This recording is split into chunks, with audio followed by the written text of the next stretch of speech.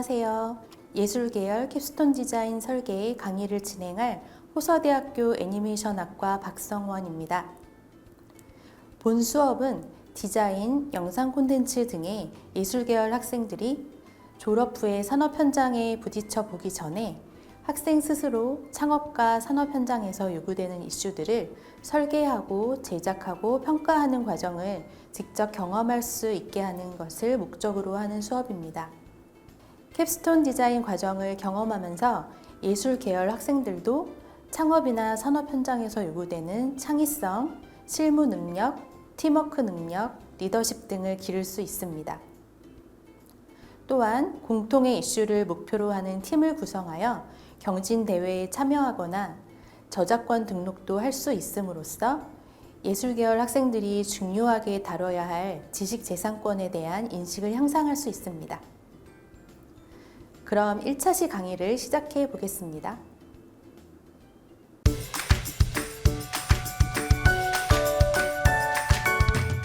오늘부터 5차시 동안 저와 캡스톤 디자인에 대해서 알아볼게요.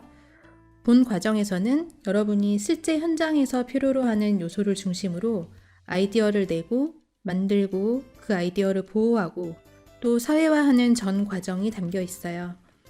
호미, 고미 캐릭터와 함께 실제 사례들을 보면서 진행해 볼게요. 자, 그럼 시작합니다. 학습 목표. 캡스톤 디자인의 정의에 대해 알아보고 나에게 맞는 캡스톤 디자인 유형은 어떤 건지 살펴보아요.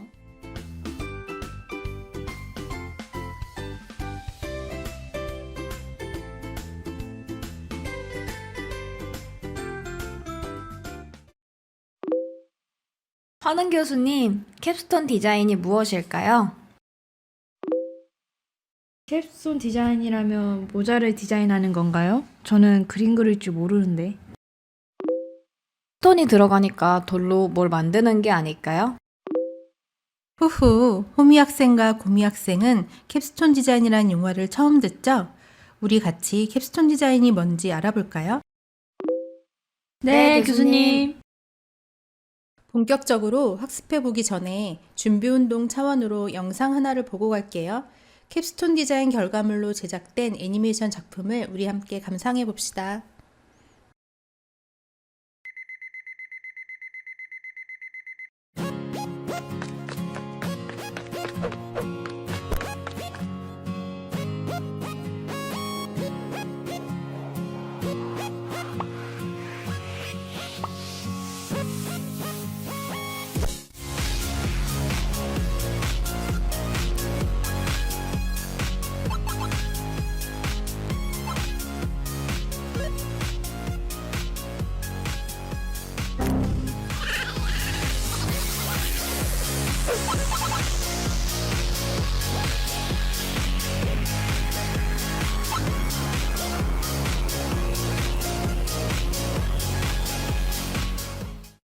캡스톤 디자인은 처음에는 공학 계열 학생들이 산업 현장에 직접 부딪혀보고 해결할 능력을 길러주기 위해 고안된 거예요.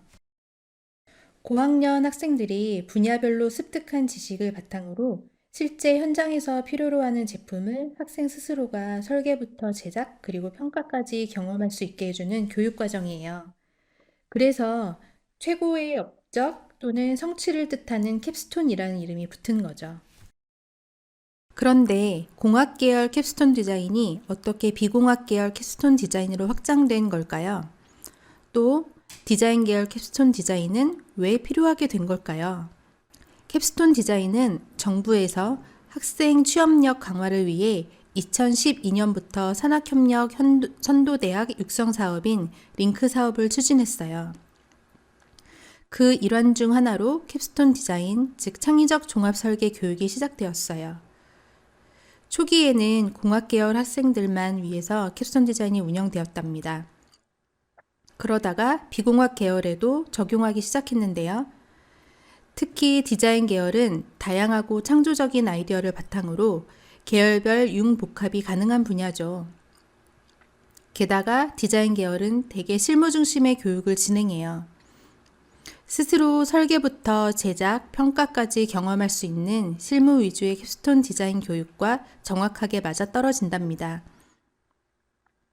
산업체가 요구하는 산업 현장 적응 능력을 길러준다는 점에서도 디자인 계열과 관련성이 매우 높아요. 이러한 의견을 토대로 디자인 계열 캡스톤 디자인이 필요하다는 논문과 통계 자료가 많이 나타나게 되었어요. 캡스톤 디자인은 협업을 통해 문제를 해결해 나가고 다양한 분야 간의 소통과 재능의 공유가 중점이 되는 교육이에요. 창의적인 능력을 기르면서 어려운 과제 설계를 기회로 바꾸는 과정이랍니다. 캡스톤 디자인의 다른 이름이 창의적 종합 설계인 것도 이해가 되죠? 화면에서 보이는 한국디자인진흥원의 2011년도 산업디자인 통계를 보면 디자인 전공 교육에서 보강되어야 할 교육 내용으로 디자인 관련 실무가 매우 높은 투표를 받았어요. 공학이 아닌 다른 계열에서도 캡스톤 디자인 교육이 필요하다는 증거죠.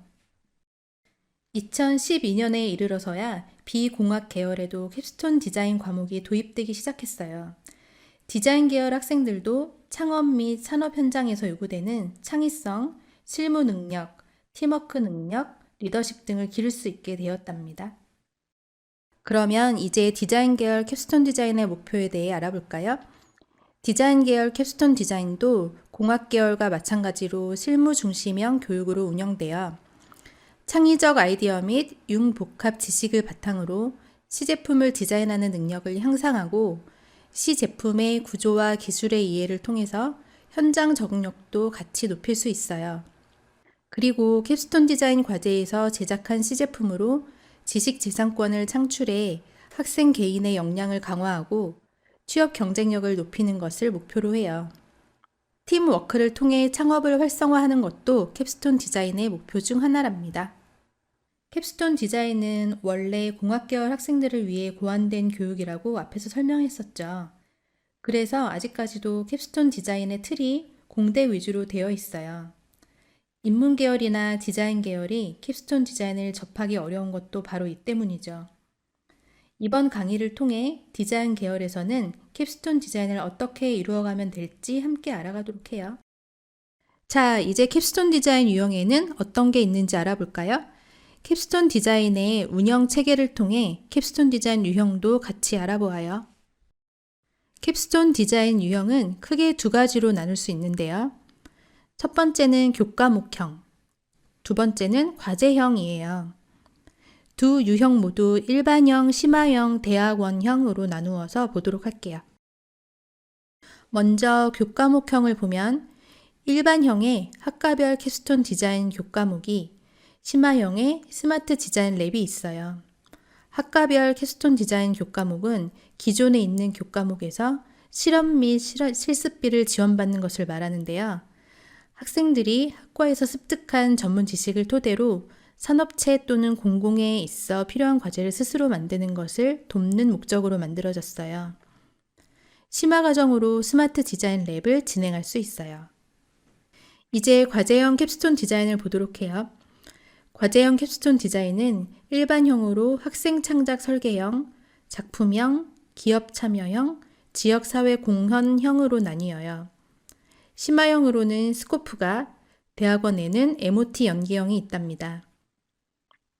학생 창작 설계형과 작품형은 우리 학생들이 수업 시간 외에 캡스톤 디자인 과제를 진행하는 유형이에요. 기업 참여형도 동일하지만 이 유형은 현장 경험이 풍부한 산업체 전문가와 함께 과제를 수행하게 돼요.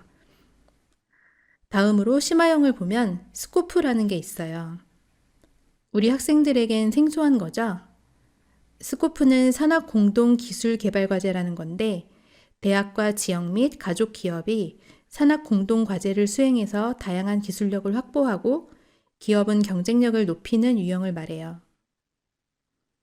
과제형 캡스톤 디자인은 대학원에서도 진행할 수 있어요.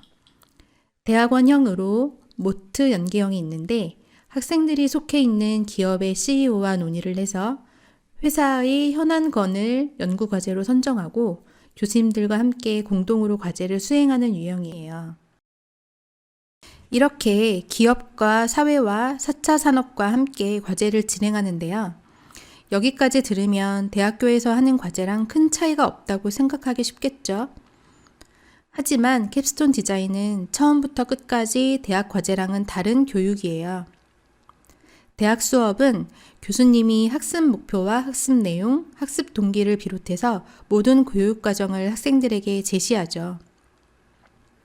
학습에서 발생한 문제를 공개하고 어떻게 해결할 수 있을지 문제 해결 방안을 과제로 제안하는 게 보편적인 대학 수업이랍니다. 캡스톤 디자인은 이러한 대학 수업과는 시작부터 다른데요. 과제형 캡스톤 디자인의 경우 문제를 제시하는 사람이 바로 나 자신이에요. 내가 생활에서 불편을 겪었던 것, 내가 제품을 경험하면서 조금 더 보완되었으면 하는 작은 문제들이 내가 해결할 수 있는 문제가 된답니다. 누군가가 방향을 알려주는 것이 아닌 학생 스스로 문제를 찾고 해결 또한 스스로 해낸다는 점에서 자기 주도적이고 창의적인 학습이라고 할 수 있죠. 기업 참여형 캡스톤 디자인이라면 산업체와 산업 현장에 필요한 게 무엇인지 탐구하는 시간도 가질 거예요. 마찬가지로 나 스스로 문제를 찾고 산업체 전문가와 함께 문제를 해결한다는 점은 동일해요. 대학 과제는 한 번 제출하고 끝나는 게 대부분이죠. 이 점 또한 캡스톤 디자인과 다른데요. 캡스톤 디자인을 통해 학생들이 달성한 과제를 보호하기 위한 방법을 교육받고 실제로 학생들의 과제로 특허를 받거나 저작권을 등록할 수 있어요. 게다가 캡스톤 디자인 과제물을 경진대회에 선보여서 더욱 많은 사람들에게 자신의 과제를 알리고 나아가 이걸로 창업이나 상설 전시 및 판매도 가능하답니다. 더 자세한 건 후에 강의에서 알아보도록 할게요. 그러면 이렇게 방대하고 다양한 과제들 나 혼자 해결하는 걸까요? 아니에요. 캡스톤 디자인은 팀 활동이에요. 같은 학과 학생들과 팀을 만드는 걸 기본형 팀이라고 불러요. 다른 학과 학생들과 함께 팀을 만들면 융합형 팀이라고 부르죠. 예를 들어서 시각 디자인과 학생들이 모여서 팀을 만들면 기본형 팀이 되겠죠? 전자공학과 학생과 애니메이션과 학생이 팀을 만들면 융합형 팀이 되는 거예요. 과제에 따라 다르지만 지금과 같은 4차 산업혁명 시대에는 모든 주제의 해결 방안이 복합적이어서 융합형으로 팀을 구성하는 게 가장 이상적이에요. 어떤 문제를 해결할지 문제를 정하고 팀을 구성하면 기본형으로 할지 융합형으로 할지 틀이 잡히겠죠. 학생들이 가진 공동의 목표를 향해서 서로 책임을 공유하고 과제를 해결하기 때문에 팀 구성은 매우 필수적이고 중요하답니다. 실제로 캡스톤 디자인 과제를 할 때 팀원들 간의 의사소통이 안 되거나 실력에 비해 과제가 너무 어려워서 제대로 해결하지 못하는 경우가 있었어요. 우리 학생들도 대학교 과제를 할 때 많이 겪어본 일일 거예요. 다양한 주제의 과제를 소화할 수 있고 구성원들끼리 서로서로 도울 수 있도록 팀을 구성하는 게 무척 중요하답니다. 나에게 맞는 캡스톤 디자인 유형을 선택하고 적합한 팀을 구성하면 이제 본격적으로 캡스톤 디자인 과제를 수행해 볼 차례예요. 캡스톤 디자인이 어떻게 이루어지는지 전체적인 프레임워크를 살펴보아요. 먼저 큰 틀을 보고 자세하게 들어가 볼까요? 디자인 계열의 캡스톤 디자인 진행은 세 단계로 나누어서 볼 수 있는데요. 문제를 도출하고 계획을 작성하는 도입 단계, 본격적인 제작에 들어가는 실행 단계, 마지막으로 보고서를 작성하고 시제품을 평가하는 평가 단계로 나뉘어요. 우선 도입 단계에서 목표를 설정해요. 다양한 문제를 선정해 그 문제를 분석하고 자료를 조사하죠. 자료 조사를 위해 전문가의 자문을 구하거나 문헌이나 사례를 다양하게 조사해요. 문제 해결을 위한 계획표도 이때 같이 작성해요. 다음으로 문제 해결을 위한 기술을 연구하고 디자인 및 설계 도면을 작성해요. 설계 도면을 토대로 시제품을 제작하면 평가 단계로 넘어가요. 평가 단계에서는 만든 결과물을 제출하고 종합 평가를 해요. 평가가 끝나면 캡스톤 디자인 과제도 마무리되고 경진 대회에 참여하거나 저작권 등록을 할 수 있게 돼요. 이 프레임워크를 디자인 계열에 적용하면 다음과 같이 나온답니다.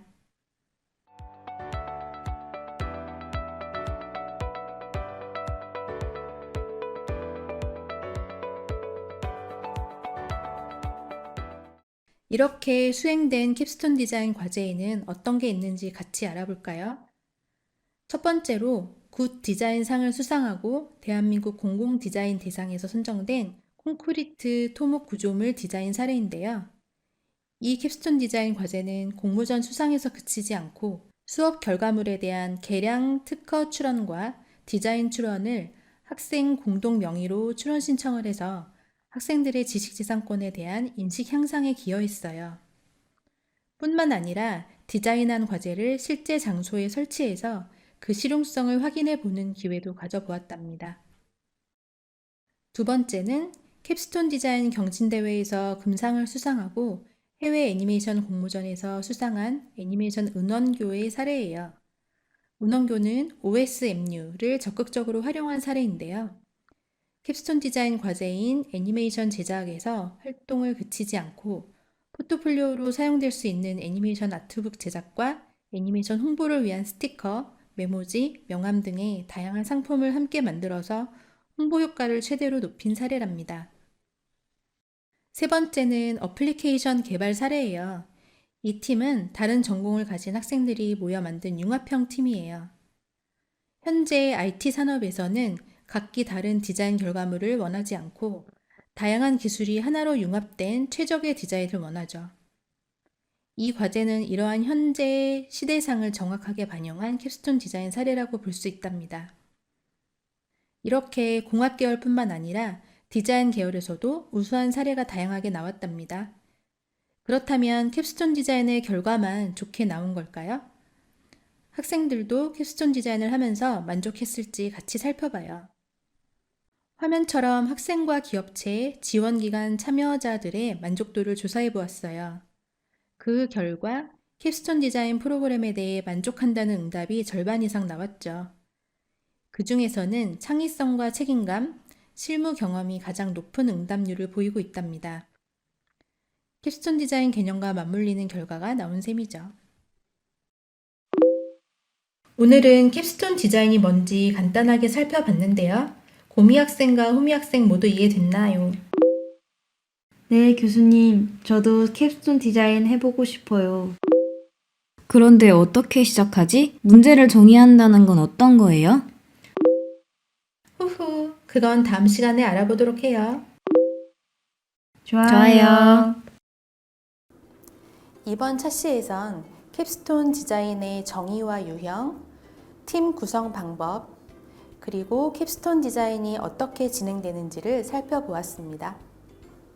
학습한 내용을 정리해보면 캡스톤 디자인이란 학생 스스로 설계, 제작, 평가를 경험할 수 있게 하는 교육과정으로 캡스톤은 최고의 업적 성취를 뜻하였죠.